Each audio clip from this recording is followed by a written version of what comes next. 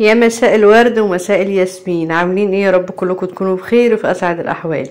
صلوا على الحبيب المصطفى، اللهم صل وسلم وبارك عليك حبيبي يا رسول الله. النهارده هنعمل مع بعض شويه قرص حلوين جدا فلاحي من قلب الريف المصري نفسه، بطريقه وخطوات سهله جدا هتعجبكم اوي ان شاء الله. طبعا ما تتخضوش ان في العجان ده علشان انا اصلا دراعي ما ينفعش ان انا اقعد اعجن قوي بيه لمده طويله او كميه كبيره، فانا بستخدم العجان. لكن انا عامله كيلو دقيق فقط، فمش محتاجه عجان ولا اي حاجه. ممكن تعمليه بالليل كده انتي واولادك، تتعشوا تفطروا تاني يوم. عايزه اقولك العجينه طريه وناعمه جدا زي ما انتوا شايفين، وريحتها تحفه بصراحه. المقادير بتاعتنا زي ما انتوا شايفين، كيلو دقيق هنخله الاول قبل ما استخدمه. طبعا هو الدقيق جاي مغلف، ممكن ما تنخلوهوش، بس انا للامان بنخله علشان بس ايه اكون مطمنه كده للدقيق. وفي نفس الوقت نخلي الدقيق في اي معجونات او اي مخبوزات، قلت لكم قبل كده كتير ان هو بيخلي الدقيق فيه تهويه كده وبيضيع الطراوه من الدقيق. ضفت كمان باكو خميره فوريه زي ما انتوا شايفين، ومعلقه سكر كبيره وحبه ملح كده بين الصوابع. وهضيف كمان سمسم، ممكن تضيفي ينسون، شمر، حبه البركه زي ما انت عايزه. انا ما عنديش سمسم احمر، فهنا حمصت سمسم ابيض كان عندي، حمصته في الطاسه كده وهضيفه على العجين. وهنا استخدمت نص كوبايه سمنه بلدي عليها كوبايه زيت، يعني هنا انا مستخدمه الماده الدهنيه كوب ونص. انا المفروض كنت اسيحهم بصراحه، يعني مش اغليها او اقدح السمنه، لا اسيحها بس كده. بس انا استعجلت لان انا كنت بالليل والوقت متاخر، فانا استعجلت. المهم ضفت السمسم. عايزه اقول لكم كان بصوا سخن ومتحمص وريحته جميله جدا. هعمل ايه بقى دلوقتي؟ هفضل العجان ده يلف في العجينه مع المقادير اللي انا ضفتها بدون اي ماده سايله ولا لبن ولا ميه، لحد ما الدقيق بتاعي يبقى عامل زي الرمل كده. انتوا فاهمين؟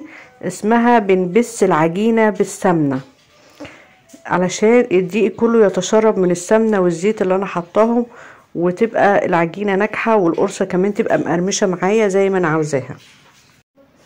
وطبعا نقدر نفرك الدقيق بالسمن ونبسه ما بين ايدينا كده، ناخد شويه على كفه الايد وبالايد التانية نفركه على بعض عادي خالص. يعني مفيش، العجان مش هيعمل مشكلة ولا اي حاجة. هو بس العجان ما هي الا وسيلة ليا علشان ايديا بس فيها مشكلة وكده. وبعد كده لما العجين يتبس ويبقى عامل زي حبيبات الرمل زي ما انتوا شفتوه كده، بضيف هنا حليب دافي. انا ما عنديش رايب، لو عندك رايب يبقى جميل جدا جدا. ما عندكيش رايب استخدمي حليب عادي خالص، مفيش اي مشكلة.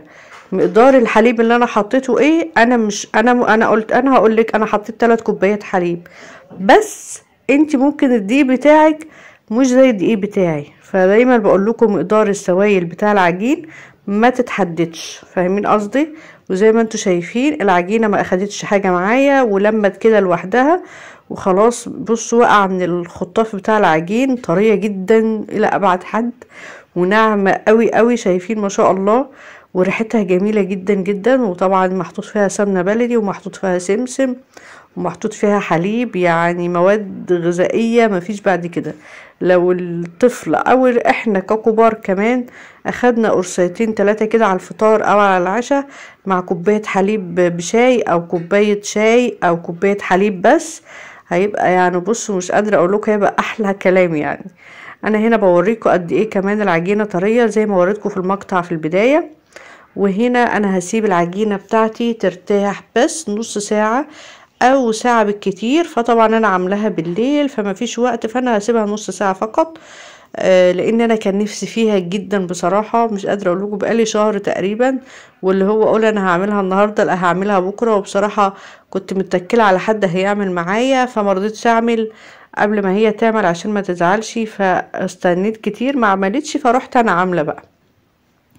فعشان ايه ما يبقاش عليا حرج يعني، فروحت انا عامله بقى. قلت لا انا لازم اقوم اعملها دلوقتي حالا، انا خلاص ما عدتش قادره، وكان اللبن والدقيق عندي والحاجه، فقمت عملتها. طبعا العجينه ارتاحت نص ساعه، وزي ما وريتها لكم كده خمرت بس مش قوي، بس في نفس الوقت العجينه مرتاحه وانا ببططها مرتاح. وهنا بدي مسحة زيت بس للصينية زي ما انتوا شايفين. وهبتدي اخد العجينة بتاعتي كرات صغيرة كده زي ما انتوا شايفين وهبططها. بصوا انا هنا عايزة اقولكوا على حاجة، القرص بأمانة ربنا يعني قرص منين اي حاجة بتعمليها مخبوزات حاولي تخلي مقاس القطعة صغير بحيث ما تتكسرش معاكي وانتي بتخزنيها سواء بره التلاجة او جواها. كمان ما تهدريش في العجين، يبقى عندك كمية كبيرة. كمان طفل او الطفلة لو اخدوا قطعة تبقى في ايديهم ياكلوا على قد نفسهم، ما يهدروش منها ولا يتبقى منها. وهنا انا كنت باكل منها، شايفين القرصة عاملة ازاي ما شاء الله. عملتها بالشوكة كده كمان علشان ما تعلاش معايا ولا تنفش ولا تبقى طرية، لان انا عايزاها مقرمشة. انا هنا بعمل قرص مقرمشة، فاهمين قصدي؟ انا كنت واقفة والله اكل، وانا واقفة كان طعمها تحفة ما شاء الله، جميلة جدا جدا. والولاد كمان هنا كانوا عمالين يشكلوا عايزين ياخدوا، بس انا كنت مستنية ان انا اوريلكوا الكمية كلها على بعضها علشان التصوير والكلام ده. فدت لهم واحدة برضو من ورا الكاميرا. هنا طبعا كنت في لايف وعملت المقادير معاكم لحد ما شفتوا الفيديو كده وانا ببطط القرص في اول صينية، وبقية الفيديو كملته لايف معاكم. وهنزل لكم برضو رابط اللايف بتاع القرص هنا في صندوق الوصف، تقدروا تدخلوا عليه لو حابين او محتاجين اي حاجة تخشوا على اللايف وتشوفوه. وطبعا عملت كده 3 كوبايات شاي، وجبت جبنة تلاجة، جبنة اللي هي الحادقة اللي هي عبورلاند دي، وجبت جبنة مش اللي هي التركي مش تركي، والشاي والقرص. واحلى عشاء عندي في الدنيا بالنسبة لي انا. بصوا مش قادرة اقول لكم والله. لو وصلت معايا لحد هنا حط لايك للفيديو لو عجبك، ولو اول مرة تزوريني اعملي اشتراك وفعلي زر الجرس على الكل عشان يوصلك كل الفيديوهات الجديدة بأمر الله. هنا كمان كنت راح اكمل اللايف معاكم في الاخر، حبيت اجيب لكم صور كده من الصينية بتاعة القرص لما سبتها وقبل ما اعملها بالشوكة، وبعد كده جبت لكم الكمية دلوقتي وانا حطها على الصينية كده. يا رب يكون الفيديو عجبكم، في رعاية الله، مع السلامة.